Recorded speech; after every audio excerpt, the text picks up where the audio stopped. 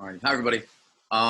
So before I dive into what I want to talk about today, I want to introduce myself. So my name is Vitkun. I'm one of the master's level trainees here at CAPS. I've been working at CAPS since August of 2019, and I will be completing my yearly rotation in August of 2020, so in a couple months. I'm going to be graduating with my master's degree in clinical psychology.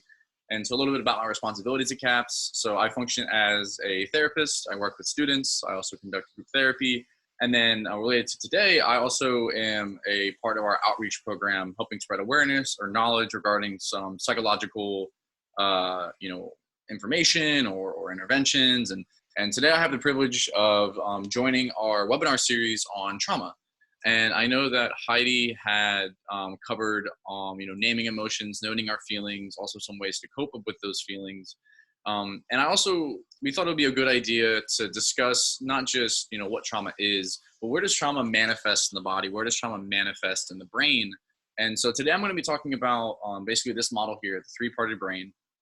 And my goal is to help educate and spread awareness around trauma, how trauma works in the brain, and how it may be influencing each and every one of us during these unprecedented times. So kind of starting at the most base level, we're going to go talk about the lizard brain at first. So lizard brain is all about regulation. So it's a lot of these subconscious processes that we don't have much control over, from the sweat on our hands to the race for our heartbeat to the tempo of our digestive system. It takes care of all of these bodily processes. But what's important from a trauma-informed perspective is this division of the autonomic nervous system between sympathetic and parasympathetic.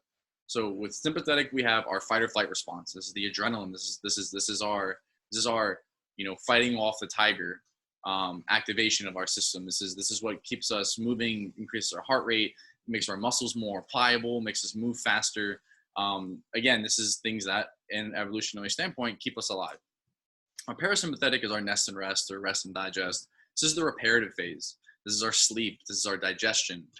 This is things that the sympathetic can have a lot of wear and tear because it is such an activating system, which is evolutionarily beneficial. However, we need a balance with the parasympathetic so that the parasympathetic can nurture us back to health, so that we can get the rest that we need, so that we can build and heal things that may have been harmed during the sympathetic activation. Now, what happens with trauma in a very simple way is that the sympathetic system overrides the parasympathetic system at all times. Doesn't matter if we're laying in bed, doesn't matter if if we are in actual danger, the sympathetic nervous system is activated at all times, which is what produces this hyper-aroused state, this feeling that something is wrong. And the stress from that is that we may be having these physiological reactions to a threat that is unperceptible to us, or is not in the immediate environment, or is, in a situation like this, very unknown. It's not something that I can see in front of me, but yet it's still causing me all this fear and worry.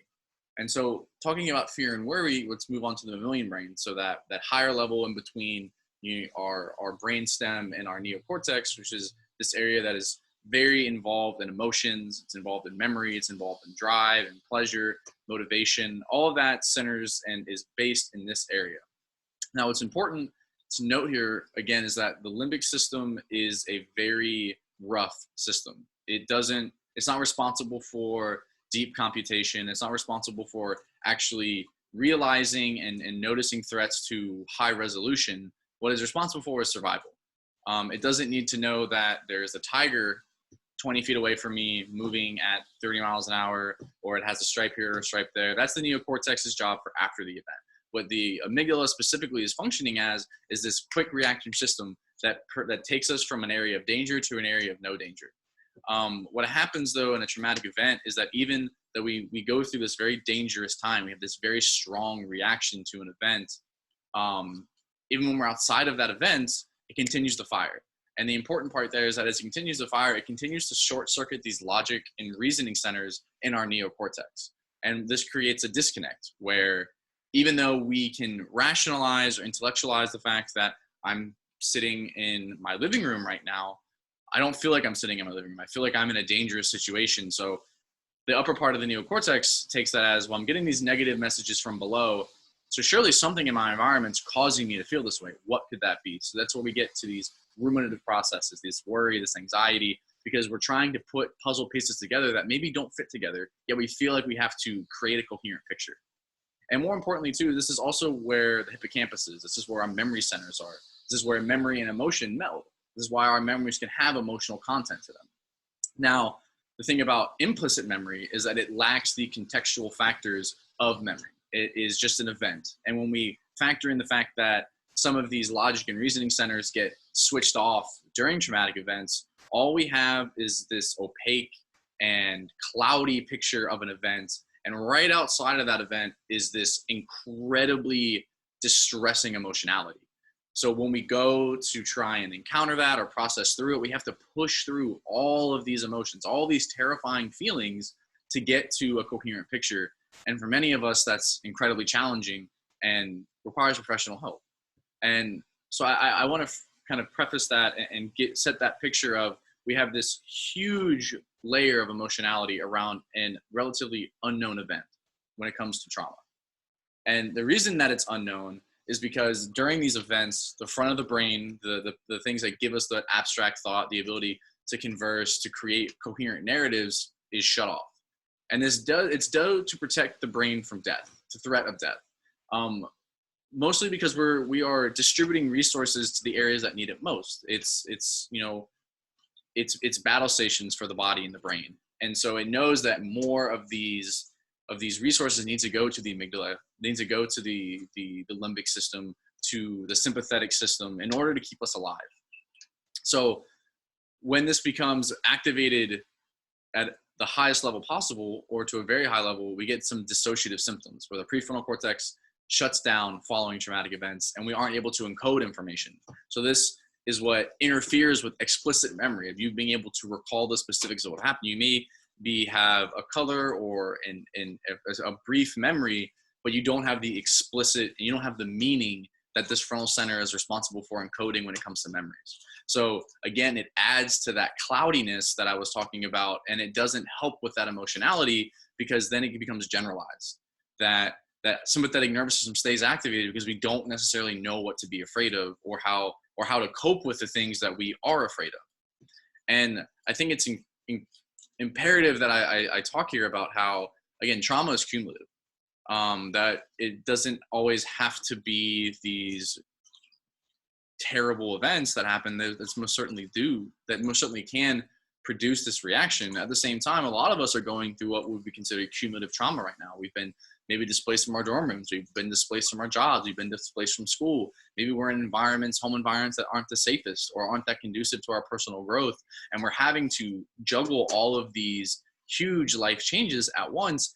And in the background of all this is this existential worry that, maybe the ones that we care about or the people that matter to us are in danger. Maybe we are experiencing a lot of our own anxiety about becoming sick, or what that would mean to become sick. So the environments in which we are currently living are they can be very triggering for this type of system, because we feel that we have to constantly be on edge and constantly worry and constantly monitoring ourselves in order to maintain that sense of safety. And it can lead to a lot or similar reactions to what I've been talking about at a neurological level. So really just tying it all together, when we talk about PTSD, so the main trauma-based diagnosis that a lot of us know about, I like this phrasing, it's a diagnosis of non-recovery, because again, it has to persist for 6 months is the timetable that we put on it from a clinical standpoint.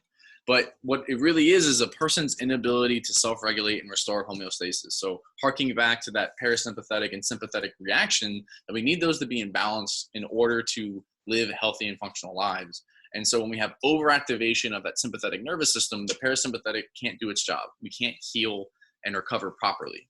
So we are never reacting to that in a balanced way. We want to be always overreacting or even underreacting, which I'll touch on in a second.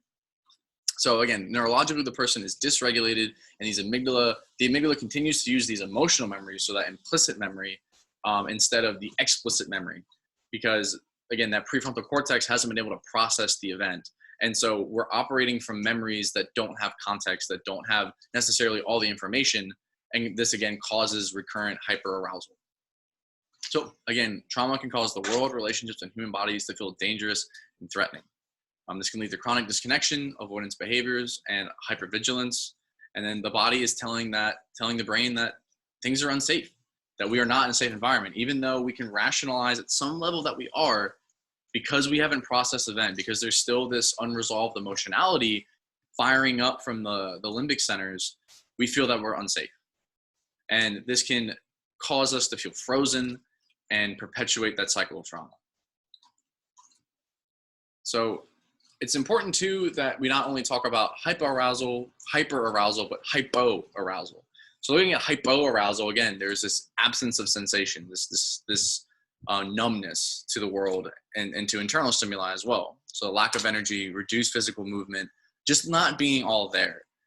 Can't defend oneself, this feelings of powerlessness, this loss of autonomy, numbing of emotions, whether it be substance use or other methods of numbing, feeling disconnected, again, this emotional numbness to having no feelings of shame, not being even emotional or active in body posture or in facial features, and just feeling dead and shut down. So this is really the freeze aspect. We kind of talk about fight or flight. There's also a freeze aspect that trauma can induce, in which the events have been so traumatizing or so debilitating that the way that we cope is by doing nothing, by not experiencing things, because experiencing things or going out in the world puts us at risk. So at some level of self-preservation, the limbic centers decide that, well, the best thing to do is to do nothing, to not even be reactive to anything, because then that also might lead us to have these strong emotional reactions that we had previously. So if we just sit and wait, that's the safest we can be. Now, again, we have hyperarousal, which again is that overactivation, which we've been talking about. So tension, shaking, emotional reactivity, defensiveness, racing thoughts, worry, rumination, intrusive imagery, being emotionally overwhelmed, anger, rage, impulsivity. Basically, again, it's that hypersympathetic activation where everything seems like a danger and we have to react accordingly as if everything was a life-threatening danger. Now, the goal, and what we'll be talking about continually through this webinar series, is how do we get to the optimal arousal zone? How do we kind of find that Goldilocks zone between these two during such a distressing time? And I know we'll be talking more about that. And I think at that point, I really want to emphasize some self-acceptance here. I want us to do a self-inventory and see, have you been feeling one way or the other? Self-disclosure, I found myself in a hypo-aroused state when all this has occurred. That it is very jarring, and the ambiguity of the situation made it very hard for me to act. And I've had conversations with clients and friends who have been in the hyper-aroused state. They have to continue doing things. They feel like they have to continue to push themselves or find things to fill their time, because stopping seems scarier than continuing.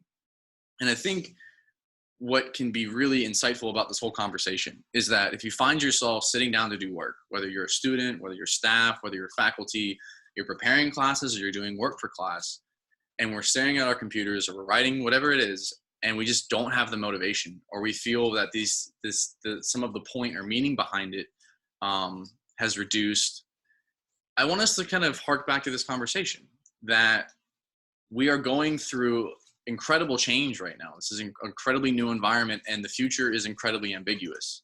That the structure and supports that we had maybe aren't there anymore. And so our bodies, as diverse as they are going to fall into one of these camps. And if you find yourself in the optimal arousal zone, that's phenomenal.